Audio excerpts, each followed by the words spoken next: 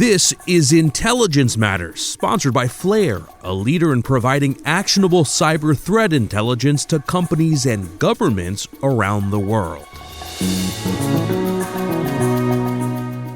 Rolf Mowatt-Larssen is a former career CIA officer.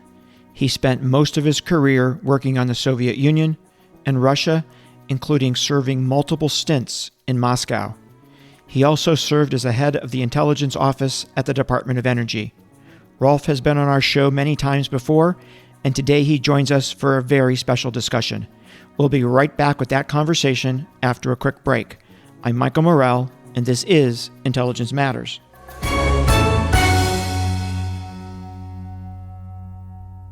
The lines between geopolitical risk and cyber risk are blurring.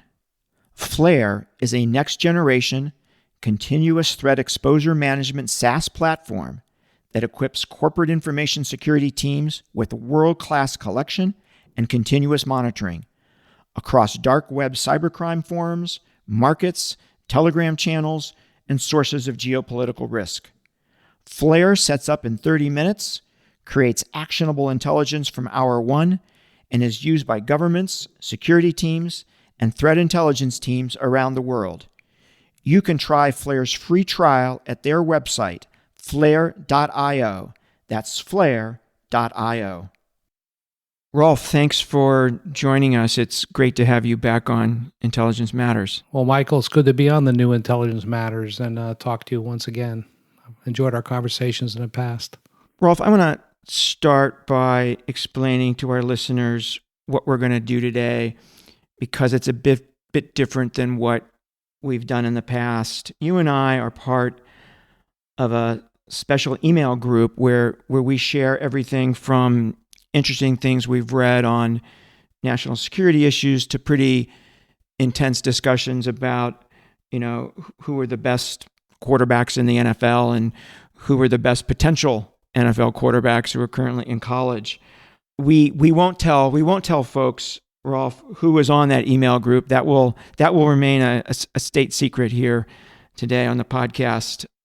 I do want listeners to know, however, that you often on this email group share anecdotes that I believe provide real insight into a number of different issues. But the leading issue that your stories help illuminate is the Russian mindset. How they think about the world, how they think about their country's place in it, and how they even think about themselves. And what we're going to do today is I'm going to ask you to tell some of those stories, and then at the end of each story, we'll have a conversation about what does that story tell us about the Russian mindset. So with that, let's jump right in.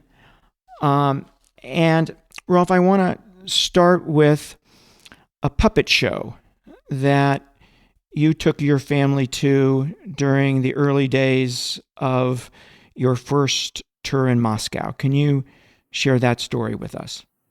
Yes, Michael, and I wanted to proceed maybe to explain any anecdote or analysis I would offer on the Russian people or the Russian leadership is as an American experiencing aspects of Russian life, which were memorable and are the basis of the anecdotes. And I'm not in any way suggesting that's necessarily how Russians would see the same story. I'm an America in Russia.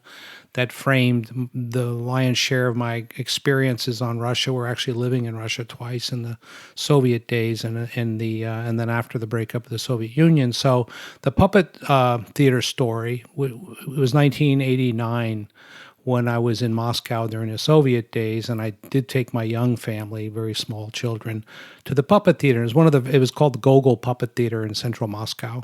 It was one of the few places, really had children's entertainment. There weren't really many movies. Television was kind of bland in the Soviet days all the way to the collapse. But this was a really artistic, well-crafted show with puppet masters producing Russian fairy tales for the children. And Rolf, do you remember how old your kids were? Oh yeah, my oldest was about 8 or 9, and 10, and my youngest was 4. And we're in the theater with all the other Russian children. I think we were the only foreigners. Of course, it was in Russian, but it was a lot of very visual, so my children could understand. And it's a fairy tale. And there's a prince and a princess, and the prince goes off to war, and he fights the war, and he goes through all these various hazards. You could see the children are screaming when he's almost killed in war, and then he's coming back to meet. His princess is on the left side of the stage, and he's on the right side of the stage waging the war with a kind of a sea or ocean in between. And finally the war is over. And you can think when you hear this story about how many Russian wars there have been in their history, calamitous existential wars like Napoleon and Hitler and everything else in between. And he finally is coming back to his princess, and he crosses the ocean. One last hazard is a giant sea monster almost gets his ship, but they survive the perilous journey. And he gets to the shore, and his princess embraces him. The two puppets are locked in a loving embrace. And all along, I don't think anyone hardly probably noticed that there's this little black box in the corner in the left stage, black box in the shadows, and a light shines on it. And a giant jack-in-the-box, ugly, like clown, like creature with an evil face springs out of it, reaches down to the prince, grabs the prince while he's locked in an embrace, pulls him up, and pulls him into the jack-in-the-box, and the lid shuts tight with a slam. Wow. Then everything goes quiet. And the princess hangs her head as the light just goes back on her briefly, dimly now. And then a man walks on the stage, dressed in all black. And he essentially, looks at the children, puts his finger out, a little crooked finger. This I remember it, and he says essentially to children, "Just remember, children, that nothing in life is safe. Eventually, everything will turn out bad. So be prepared for the worst things to happen in life." And the parents, the children, me, my wife, of course, we were all startled by the jack-in-the-box springing out just when the story seemed to be over.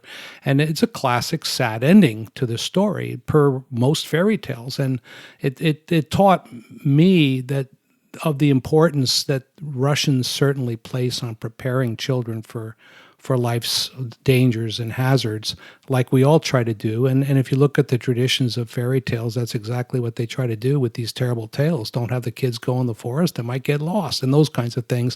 And here in the late 1980s, the Russians are still carrying on with that tradition. How did your kids react compared to the Russian kids? I think kids are kids, and they all react exactly the same way, right? And there's a lesson for every child in that. It doesn't have to be just Russian children. The idea that when you least expect it, life comes up with unexpected surprise. Be prepared for it. It's actually, in a sense, it's an uplifting message in the sense of what the intention is to prepare, to steel the children for life's hardships, which there have always been many hardships in Russian life, and it's a very dramatic thing, but that's the purpose of taking it to a puppet theater. So I think we had in fact, as parents, we had exactly the same reaction too, from shock to sadness. And does it speak particularly to Russian history and the struggles they've had, as you mentioned? Well, certainly I saw it that way, and maybe as although you'd like to think when you're living as a diplomat in Russia, you are out in the streets, and we spent a lot of our time mingling and shopping and being out with the Russian people, trying to get a sense of their experience. At the end of the day, we're diplomats. We go back to our embassy.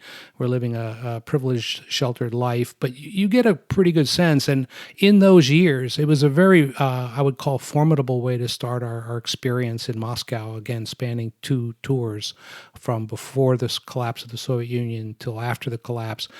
I would say the experience was highlighted by a lot of uncertainty in the first part. Everyone knew something might happen. Things were crumbling. That was not a surprise to anyone. The suddenness of the collapse of the Soviet Union, I think, caught everyone by surprise, including the United States government, certainly the Russian Soviet government. And then afterwards, there's the rapid collapse of the entire social support structure, any sense of social security, job security, pensions, healthcare, everything just went away almost overnight.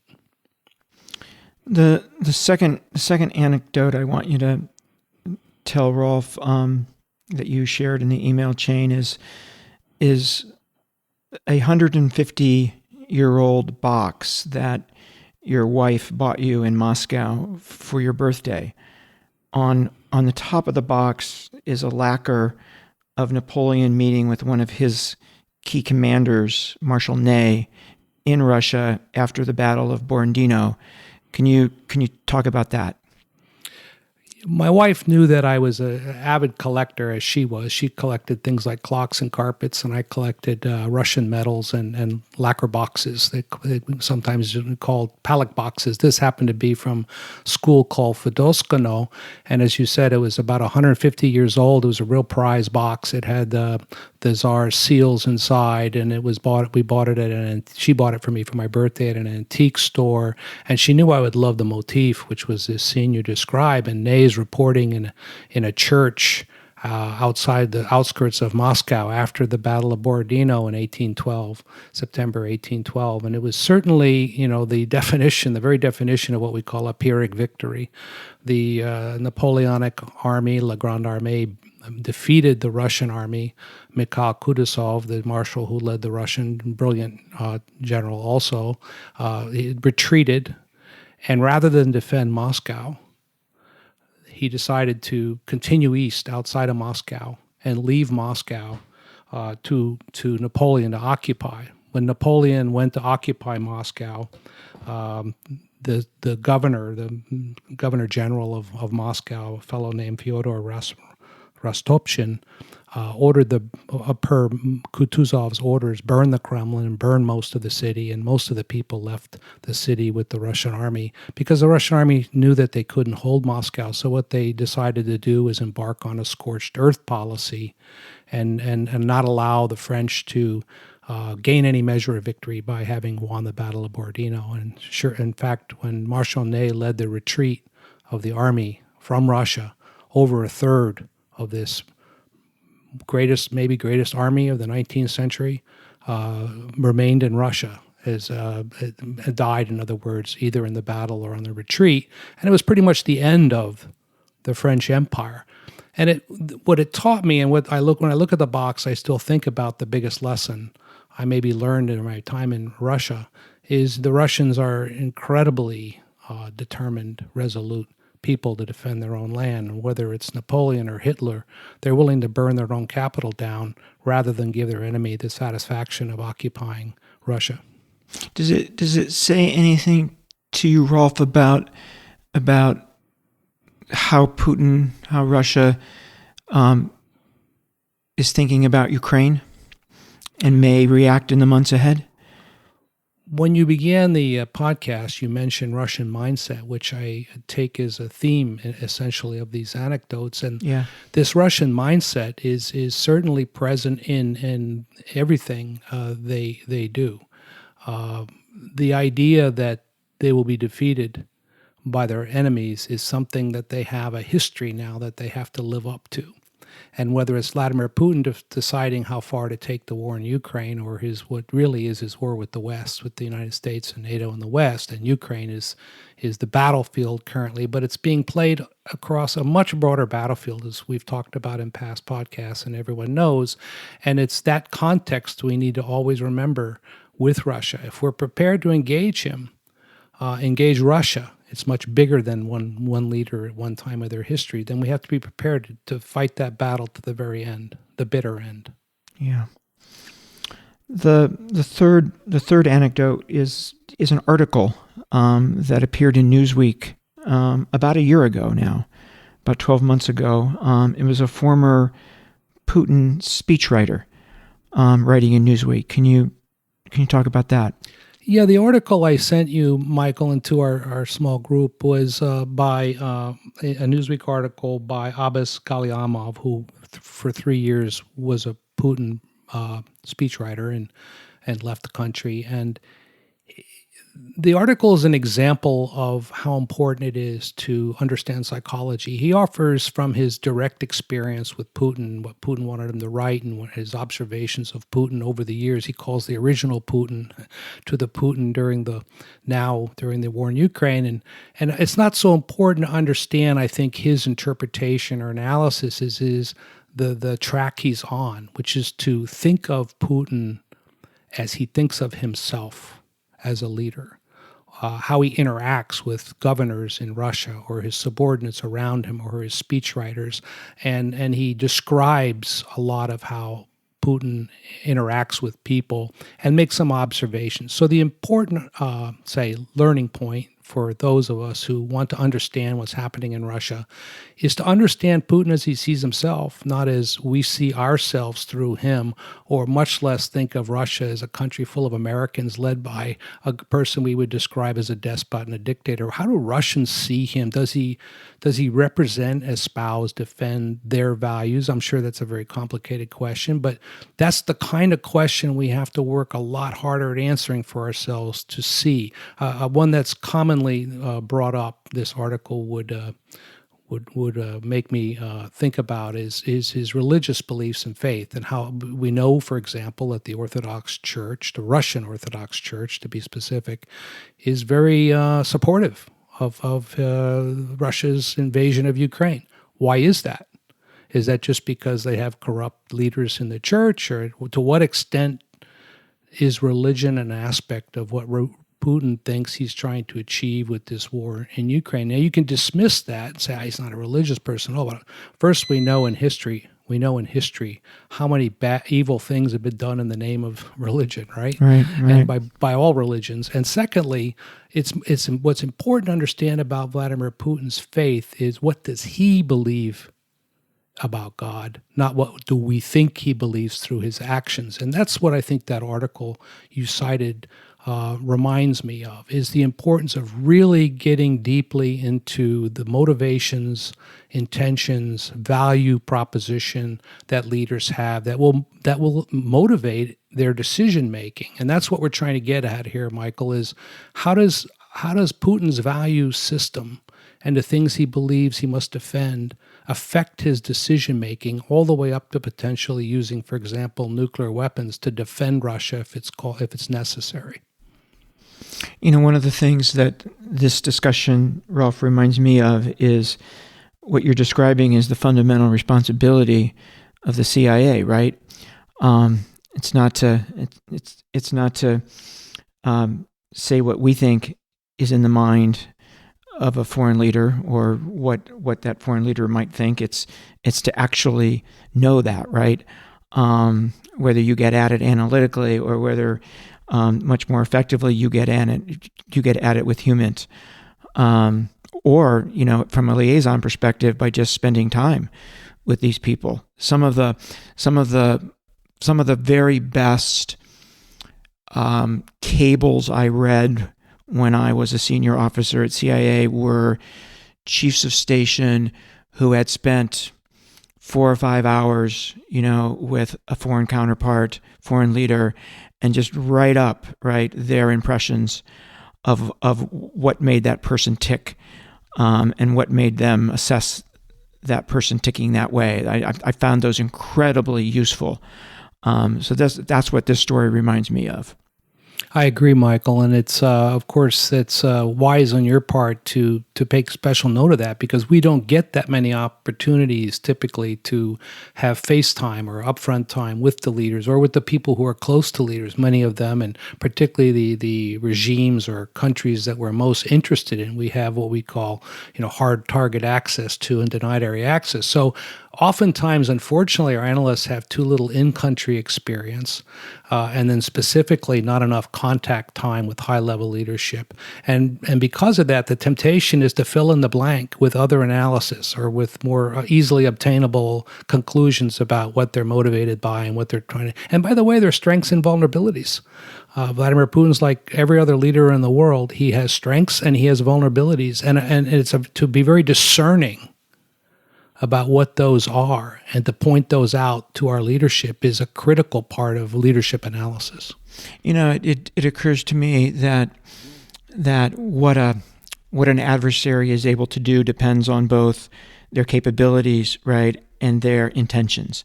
And from an intelligence perspective, it is pretty easy to get a handle on capabilities, right? I mean, that's where technical intelligence comes in, that tells you, what the capabilities are of a fighter or a tank or rocket system or what have you. It's the intentions that are very difficult to get at. And when there's a lack of hard intelligence, it forces the analyst to start speculating, and then that's when it gets very dangerous. Is my kind of long sense of what works and what doesn't work. That's exactly right, Michael. You could use the example of, I always would say, because it's an area I've been following for decades, nuclear weapons programs around the world. And the more closed a country is, like North Korea or Iran, the intentions become, in a sense, the missing element, because we work overtime to try to assess what state the program's in, the capability. But if you take the case of Iran right now as we speak, it's all going to boil down to Iran's intentions, not their capabilities. We all are pretty much in analytical agreement they're on the threshold of being a nuclear weapon state if they choose to. So it's placed even more importance on your most important point, which is that we have to understand what they intend and why they would want them and what would deter them from wanting them or using them.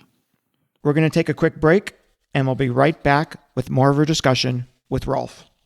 Beacon Global Strategies is the premier national security advisory firm. Beacon works side by side with leading companies to help them understand national security policy, geopolitical risk, global technology policy, and federal procurement trends.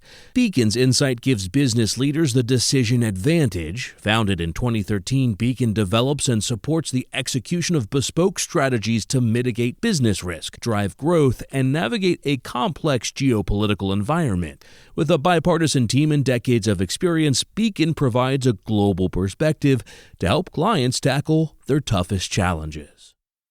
Let me ask Rolf about another anecdote that you sent my way. It was a tweet from last September by a former senior Ukrainian Ministry of Intelligence official, a Ukrainian patriot, I should say, Anton Gerashenko. In the tweet, Gerashenko is quoting a Russian. What did he say in the tweet? Yeah, I highlighted that and wanted to discuss it with all of us because it refers to this very much the mindset, again, the psychology, almost the idiosyncratic, in this case, mindset of Russia specifically, of where grievances are so dominant, partially because of history, partially because of recent history, and I would say still the collapse of the Soviet Union is something particularly for Vladimir Putin and the few men who run Russia.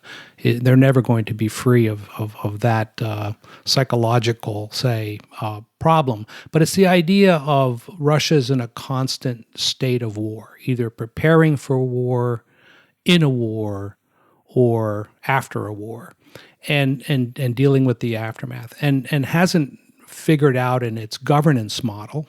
And I think this is a fair statement. You can go way back in history back to the cycle that started with the Tsar, the Bolshevik Revolution, the Stalin period, World War II, and more recently Afghanistan, and now what we're facing, and then the collapse of the Soviet Union, with the idea that Russia's always in this upheaval of this cycle of war, and hasn't had neither a philosophy nor a lot of experience in managing a peacetime country to achieve its potential, whether it's artistic, economic, or progressive, how Russia sees the future. Putin talks about it, interestingly enough. When he gives Valdai speeches, he likes to talk about Russian values. He likes to talk about what he wants to achieve for Russia's future.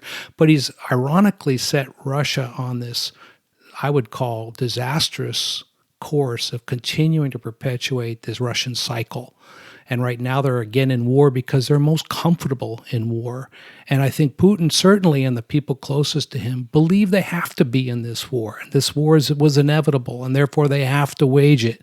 Now, of course, from my mindset, I would disagree with that. But I think it's important to understand that this cycle is very hard for the Russian leadership and then the Russian people to break.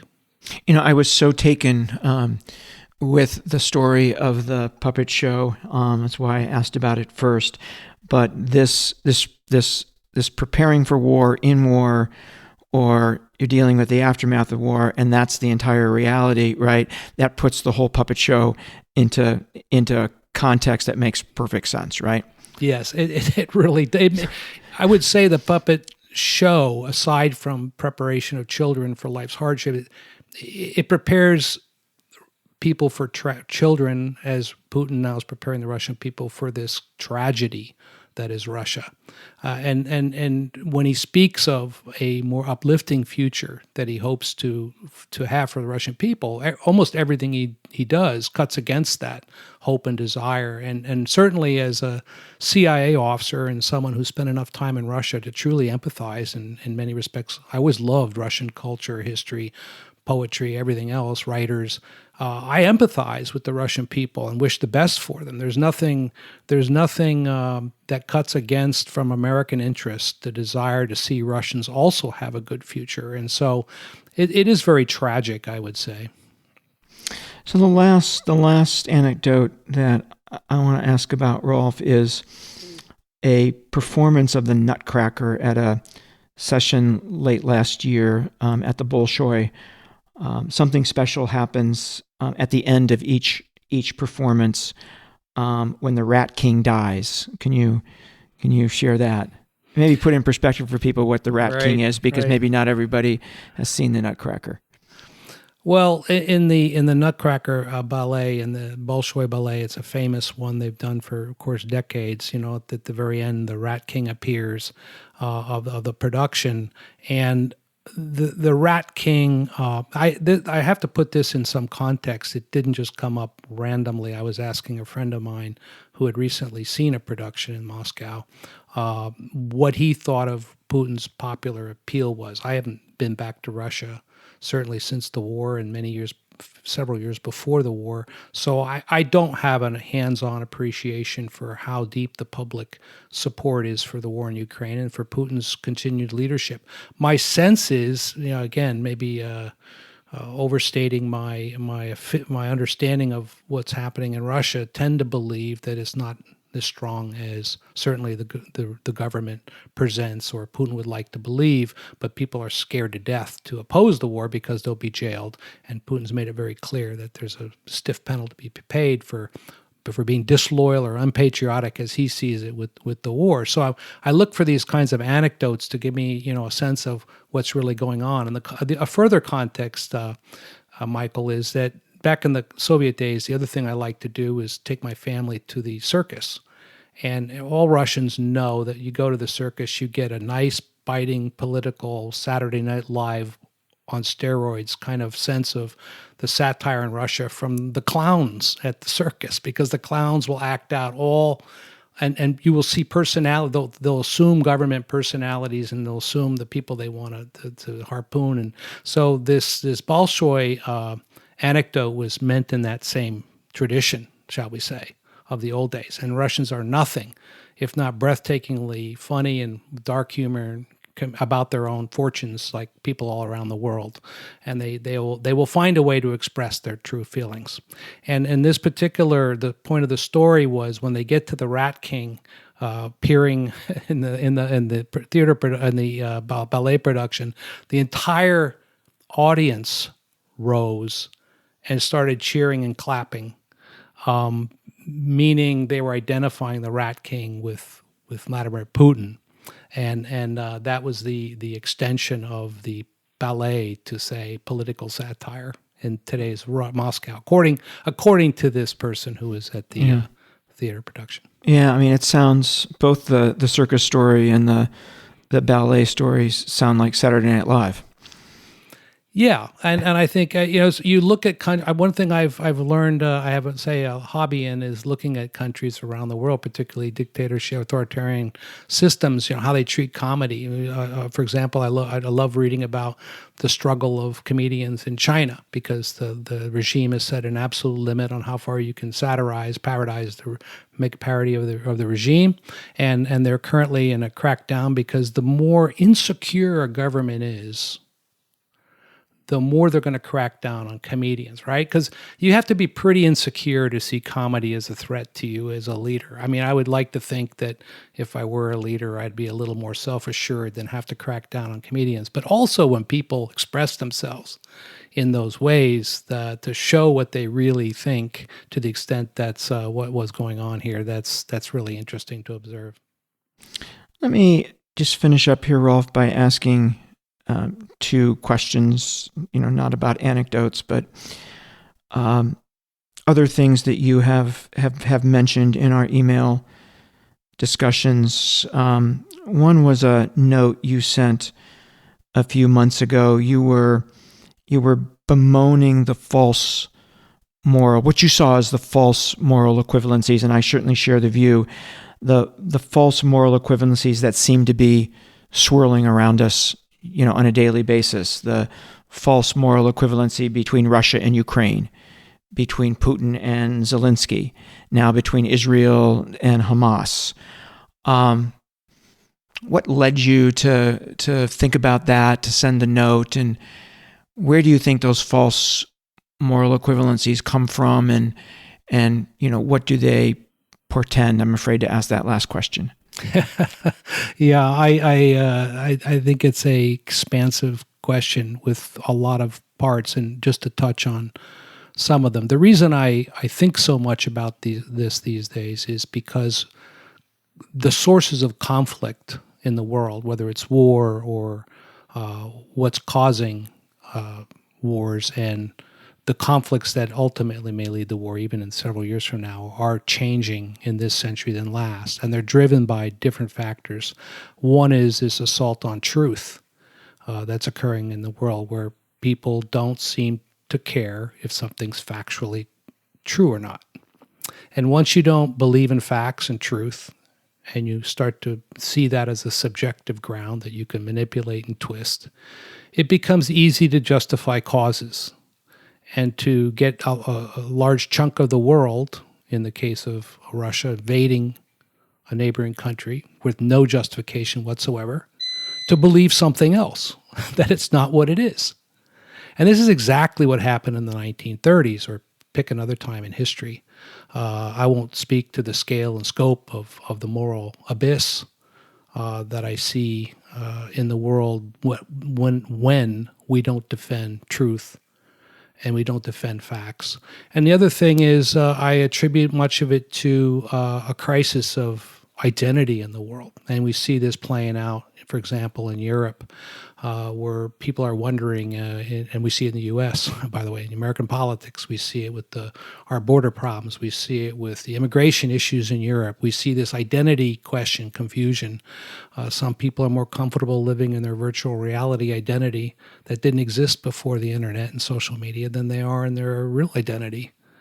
And we're seeing people that are conflicted as to who they are. What does it mean to be in a tribe or a nation or of a different religion?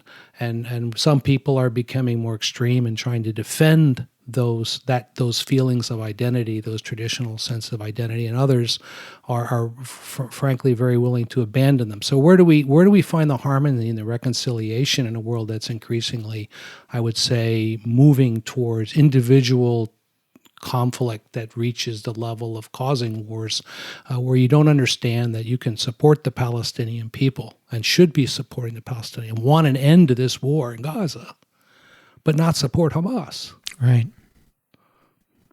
Just to use one example. Yeah, for sure. Agree with you 100%. The second thing I want to ask about, Rolf, is maybe just spend a couple of minutes talking about where you see the war in Ukraine going. And the reason I ask is because in our conversations on our email chain, you've been quite pessimistic in the last several months. Can you talk a little bit about why? Yes, I am pessimistic, and I attribute it to two main reasons. The first is the one that's most frustrating because I feel it's within our control. It's the lack of a U.S. strategic purpose in what we're trying to do to support Ukraine. What I mean by that is I don't know what the policy objective is. I've never heard of policy clarity, which then becomes problematic internally when the two parties split over the significance and importance of the U.S. defending democracy and defending the security of Europe and defending the principles that we've been defending since, frankly, the end of the Second World War about territorial integrity and international boundaries. So the fact that we seem to be finding it so difficult to come out with a clear moral purpose, and we vacillate in weapons, and then we don't give them and put Ukraine, frankly, in a horrible situation, is really troubling for me as an American. The second reason, though, is I would say more numbers. I'm a huge baseball fanatic and love statistics. I know. And it kind of informs my thinking about the war. I don't see a way, as we look forward the next year or two in the war in Ukraine, where either side on the ground can win the war. Neither army has enough men or weapons or bullets to go on an offensive to get that 3 to 5 to 1 odds advantage that they would need to turn the tide on the battlefield, which means we're consigned to just a lot of misery and bloodshedding without a pathway to an equitable kind of solution, which I can't really even frankly articulate for you at this point, because it involves almost certainly leaving Vladimir Putin in a seat where he doesn't need to go on an offensive in the next year or two. He can simply maintain the situation they're in, which it looks like the Russian military-industrial base is strong enough to keep pumping out the tanks, artillery, bullets to sustain what the Russians are doing, maybe even increase the tempo a little bit. But ultimately, Russia's got a huge problem with mobilization too. But Ukraine's is bigger. Yeah. And while I salute, applaud, and don't want in any way to discourage Ukraine from finishing the war in a more favorable terms, I don't see how they can gear up an industrial military establishment to produce the kinds of weapons nor mobilize to the extent they can overcome the deficit they have compared to the Russians. And that's just going to be a numbers problem that I don't think leadership is going to solve if you change a general or you change a president or you change those kinds of things, or U.S. aid comes back, which I hope it does. I still don't see that as turning the tide in this war. There has to be a strategic switch of some sort that I can't imagine right now. So I'm pessimistic. So I don't want to leave us on a pessimistic note here. So the Super Bowl is this coming Sunday. Who's going to win? Oh, the hardest question for last. The hardest question. Yes. Well, we've talked about this, right? Yes, we have. Yeah, I'm actually going to go with the Chiefs because of Mahomes. Yeah. And I'm just going to go with my gut. Yeah. I think the odds favor a little bit the 49ers, just the system and fantastic team also. Both two great teams on the field, but I'll go with the Chiefs. How about you, Michael? Me too. I think Mahomes is Brady-like, and I think he will find a way to win at the end of the day. So Chiefs by 3 or 4. All right, I'll sign up with that. Double pump. Rolf, great to have you with us. Great stories. Thank you for unpacking what it all means. Great to have you on the show again. Glad to be back, Michael. That was Rolf Mowatt-Larssen. I'm Michael Morrell. Please join us next week for another episode of Intelligence Matters. And please don't forget to rate and review Intelligence Matters wherever you get your podcasts. Intelligence Matters is produced by Steve Dorsey with assistance from Ashley Berry and Sophia Rubin. Intelligence Matters is a production of Beacon Global Strategies.